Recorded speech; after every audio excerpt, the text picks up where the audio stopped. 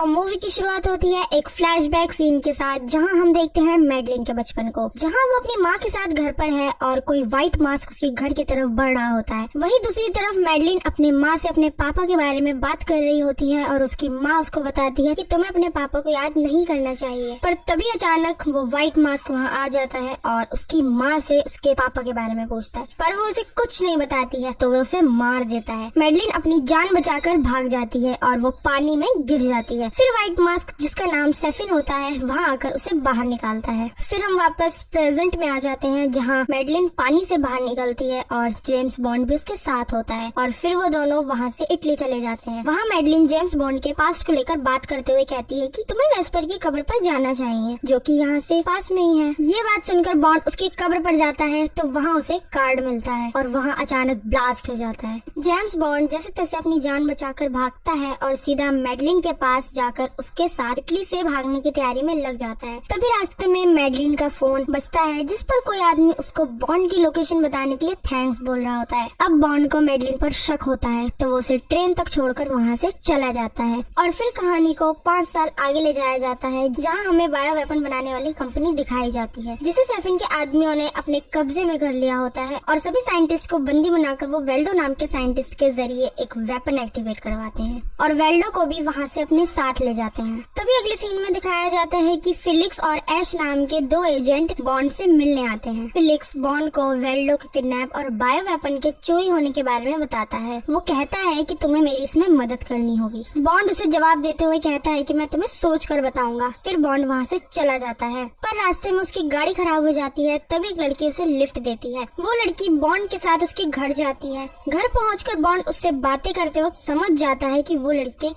Agent है। फिर वो वहाँ से चली जाती है। अगले दिन बॉन्ड फिलिक्स को फोन करके बताता है कि मैं तुम्हारे साथ हूँ। फिलिक्स उसे सैन डिएगो भेजता है, जहाँ बॉन्ड एक लड़की से मिलता है। फिर दोनों तैयार होकर एक पार्टी में जाते हैं, जहाँ पर इंस्पेक्टर और सेफिन के आदमी वेल्डो के साथ मौजूद होते हैं। उसी पार्टी में बॉन्ड के सामने इंस्पेक्टर के आदमी एक एक करके मर जाते हैं, वो भी सेफिन के चुराए हुए बायो वेपन से, जो कि सेफिन के आदमियों ने वहाँ इस्तेमाल किया था। वेल्डो बॉन्ड को देखकर भागता है, पर बॉन्ड उसे पकड़ लेता है। वेल्डो के पास से उसे एक पेन ड्राइव मिलती है, जो कि वह अपने पास रख लेता है। फिर वो उसे प्लेन में बिठाकर अपने साथ दूर समुद्र में एक जहाज पर ले जाता है, जहाँ बॉन्ड वेल्डो से पूछताछ करता है, पर ऐश को उस पर गुस्सा आ जाता है और वो फिलिक्स को गोली मार देता है और बॉन्ड को बेसमेंट में बंद करके वेल्डो के साथ वहाँ से भाग रहा होता है। ऐश जाते जाते जहाज को ब्लास्ट कर देता है। चूँकि जहाज पानी में डूब रहा होता है, इसलिए फिलिक्स वहीं मर जाता है और बॉन्ड जहाज से निकलने में कामयाब हो जाता है। बॉन्ड वहाँ से निकलकर अपनी इंटेलिजेंस एजेंसी में जाता है, जहाँ वो एम से मिलकर उसे सारी बात बताता है। दरअसल जिस बायो वेपन कंपनी पर अटैक हुआ, वो कंपनी एम की ही परमिशन पर बायो वेपन बनाती थी। एम ने वहाँ पर बायो वेपन बनाने की परमिशन दी।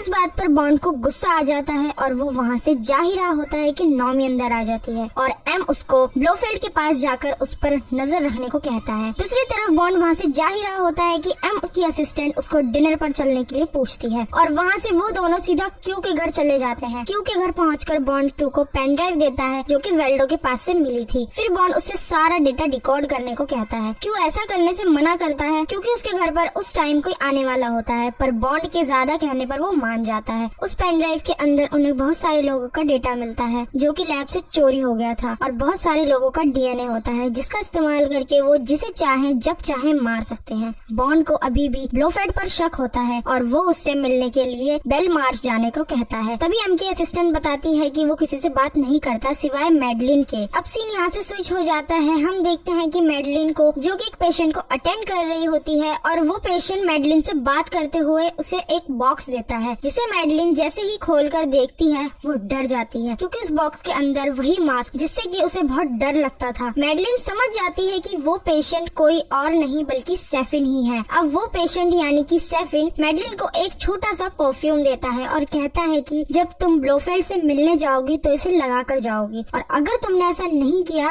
तो मैं बॉन्ड को मार दूंगा। अब अगले सीन में हमें दिखाया जाता है कि क्यू एम के पास जाता है, जहाँ बॉन्ड पहले से मौजूद होता है। तभी क्यू वहाँ सबको बताता है कि जो बायो वेपन एक्टिवेट किया गया है वो एक तरह के नैनोबॉट्स हैं, जो कि सिर्फ स्किन पर लग जाने से ही पूरी बॉडी में फैल जाते हैं। क्यू बताता है कि जो इस बायो वेपन से मरेगा वो खुद एक वेपन बन जाएगा, और जैसे ही कोई उसकी बॉडी को छुएगा वो भी मर जाएगा। बॉन्ड, एम और वहाँ बैठे सभी लोग समझ जाते हैं कि इतने सारे डीएनए का डेटा मिलना और बायो वेपन का इस्तेमाल होना एक बहुत बड़ी मुसीबत की शुरुआत है, और तभी एम बॉन्ड को ब्लोफेल्ड से मिलने की परमिशन दे देता है। अगले सीन में हम देखते हैं कि मैडलिन अपने हाथ पर सेफिन का दिया हुआ नैनोबॉट लिक्विड लगा रही होती है, और फिर वहाँ से निकलते ही उसके सामने बॉन्ड आ जाता है। वो दोनों एक दूसरे को देखते रह जाते हैं क्योंकि बॉन्ड ने 5 साल पहले मैडलिन को छोड़ दिया था। वहाँ से वो दोनों ब्लोफेल्ड से मिलने जाते हैं। जैसे ही वो रूम में एंटर होते हैं तभी ब्लोफेल्ड को वहाँ लाया जाता है, और ब्लोफेल्ड को पास आता देखकर मैडलिन डर कर वहाँ से बाहर जाने को कहती है। बॉन्ड उसे रोकता है पर वो नहीं मानती और वहाँ से चली जाती है। पर बॉन्ड उसके उस हाथ को पकड़ने की गलती कर चुका होता है जिस पर वो नैनोबॉट लिक्विड लगा होता है, और वो बॉन्ड के हाथों पर भी लग जाता है। और जब ब्लोफेल्ड वहाँ आता है तो बॉन्ड उससे सवाल करता है कि ये सब कौन कर रहा है, तो वो उसे कुछ नहीं बताता। पर तभी बॉन्ड गुस्से में उसकी गर्दन पकड़ लेता है, जिसकी वजह से वो नैनोबॉट्स उसकी बॉडी में चले जाते हैं और देखते देखते ब्लोफेल्ड भी मारा जाता है। अब बॉन्ड के हाथों की जांच होने के बाद उसको पता चल जाता है कि उसके हाथ पर नैनोबॉट्स लिक्विड लगा हुआ था, जिसकी वजह से ब्लोफेल्ड मारा गया। फिर वो सीधा वहाँ से मैडलिन के उसी घर पर जाता है जहाँ वे व्हाइट मास्क ने उसकी माँ को मारा था। बॉन्ड वहाँ पर मेडल से मिलता है जो कि मैडलिन और बॉन्ड की बेटी होती है। अब मैडलिन बॉन्ड को एक सीक्रेट रूम दिखाती है जहाँ पर सेफिन के बारे में बॉन्ड को पता चलता है, और बॉन्ड सबको सेफिन को ढूंढने के लिए अलर्ट कर देता है। साथ ही साथ मैडलिन एक आइलैंड के बारे में बताती है जो कि जापान के पास होता है, जहाँ बॉन्ड जाने का प्लान बनाने में लग जाता है। अगले दिन बॉन्ड को पता चलता है कि ऐश उसकी तरफ बढ़ रहा है, तो बॉन्ड समझ जाता है कि वो मैडलिन और उसकी बेटी के लिए आ रहा है, तो वह उसे लेकर वहाँ से निकल जाता है। तभी रास्ते में बॉन्ड पर अटैक होता है जो ऐश ने ही किया होता है, वो भी सेफिन के कहने पर, और बॉन्ड सीधा एक घने जंगल में घुस जाता है और मैडलिन और मेडल को एक जगह छुपा देता है जहाँ वो एक एक करके सेफिन के सभी आदमियों को मार रहा होता है। इसी बीच सेफिन को मैडलिन और मेडल मिल जाती है और वो उन्हें हेलीकॉप्टर में बिठाकर वहाँ से ले जाता है। बॉन्ड उसका पीछा करता है, तब तक बहुत देर हो चुकी होती है। बॉन्ड वहाँ से निकलता है और रास्ते में उसको नॉमी मिलती है, जिसके साथ वो सीधा उस आइलैंड की तरफ निकल जाता है जहाँ सेफिन छुपा होता है। वहीं अगले सीन में दिखाया जाता है कि सेफिन मैडलिन और मेडल को लेकर उस आइलैंड पर पहुँच चुका है, जहाँ पर वो मैडलिन और मेडल की जान लेने के लिए भी उस नैनोबॉट्स लिक्विड को तैयार कर चुका होता है। जब मैडलिन उससे पूछती है कि ये क्या है, तब उसे बताता है कि तुम्हारी ये गलती तुम दोनों की जान ले सकती है, और फिर वो मेडल को जहरीला गार्डन दिखाता है जहाँ वो मैडलिन को अलग रूम में बंद करवा देता है। बदलते सीन के साथ हम देखते हैं कि बॉन्ड और नॉमी अब उस आइलैंड पर उतर रहे हैं, जो कि वर्ल्ड वॉर 2 में इस्तेमाल किया गया एक पुराना आइलैंड होता है, जहाँ उतरने के बाद वो दोनों बचते बचाते रास्तों से सीधा उस लैब में पहुँच जाते जहाँ पर बहुत सारे डीएनए के लिए नैनोबॉट्स लिक्विड तैयार किया जा रहा होता है। वहाँ पहुंचकर बॉन्ड उस सब जगह पर बम लगा देता है,